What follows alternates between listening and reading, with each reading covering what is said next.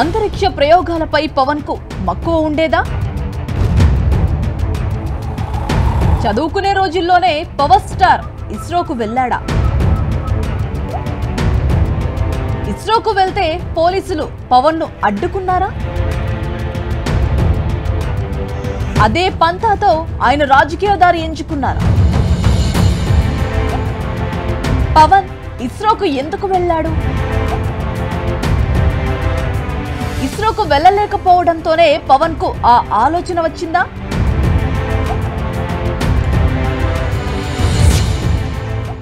మన భగవంతుడు ఎప్పుడు కనిపించడు. భగవంతుడు మన దైవ మనుష్య రూపేణ అంటే భగవంతుడు మనుష్య రూపంలోనే వస్తాడు. అలాగే మనకి శాస్త్రవేత్తలు మనుష్య రూపంలో ఉన్న దేవుడు.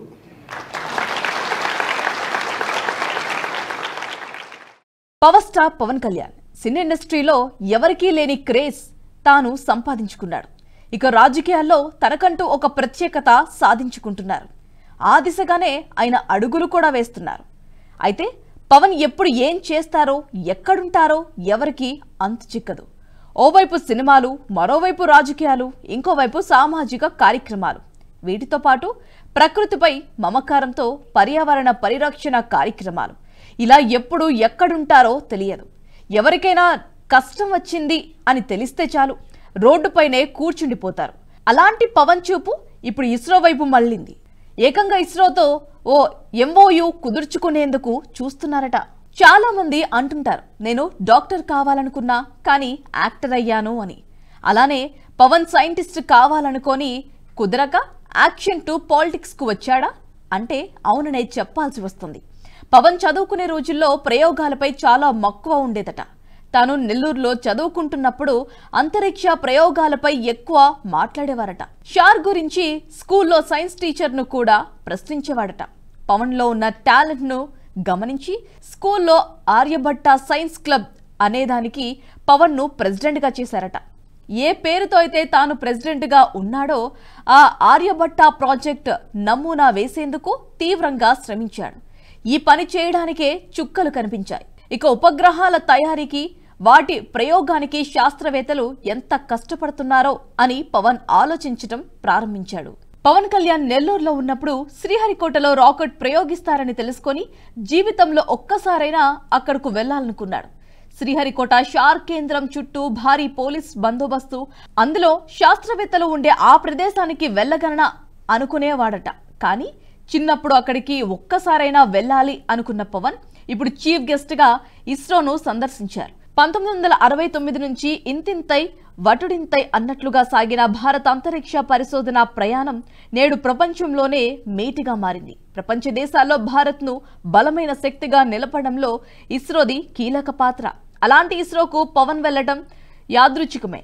అయితే జీవితంలో మంచిని బలంగా కోరుకుంటే అది తప్పక జరిగి తీరుతుందంటారు పవన్ కళ్యాణ్. అయితే తనకు సాధ్యం కాని లక్ష్యాన్ని తన రాష్ట్ర యువతకు సాధ్యం కావాలనుకుంటున్నారా అంటే అవునని చెప్పాలి.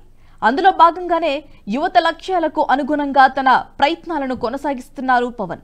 వారికి ఓ దారి చూపే బాధ్యతను భుజాన్నెత్తుకొని ఇస్రోతో ఒప్పందానికి సిద్ధమయ్యారు. యువతతో విజ్ఞానపరమైన విషయాలను పంచుకునేలా, విలువైన సూచనలు అందించేలా ఇస్రోతో ఎంఓయూకు ప్రయత్నిస్తున్నారు పవన్. తగిన గైడెన్స్ ఇస్తే యువత జీవితం మెరుగుపడటమే కాదు, దేశానికి కూడా మంచి సేవలు అందుతాయని ఈ దిశగా ప్రయత్నాలు మొదలు పెట్టారు పవన్. యువత కోసం గత ప్రభుత్వాలు చేయలేని పని ఇప్పుడు పవన్ తన భుజాన్నెత్తుకొని ప్రయత్నాలు మొదలు పెట్టాడు. గ్రామీణ అర్బన్ ప్రాంతాల్లో ఉండే విద్యార్థులకు అంతరిక్ష పరిశోధనలపై ఆసక్తిని పెంచేలా ఇస్రోతో కలిసి రాష్ట్ర ప్రభుత్వం ముందుకు వెళ్లాలనే విధంగా ఒప్పందాన్ని కుదుర్చుకుంటున్నారు. నటుడిగా ఎవరికీ లేని క్రేజ్ సంపాదించుకున్న పవన్ రాజకీయాల్లో కూడా ఓ ట్రెండ్ సెట్ చేస్తున్నారు. గత ప్రభుత్వాలు చేయలేని, ఆలోచించని విధంగా తన ఆలోచనలతో యువతకు ఓ మార్గం చూపేందుకు ప్రయత్నిస్తున్నారు పవన్ కళ్యాణ్. ప్రస్తుతం పవన్ చేస్తున్న ప్రయత్నాలు అటు సినిమాల్లోనే కాదు, ఇప్పుడు ప్రజా ప్రతినిధిగా కూడా మంచి క్రేజ్ ను సంపాదించుకుంటున్నారంటున్నారు విశ్లేషకులు.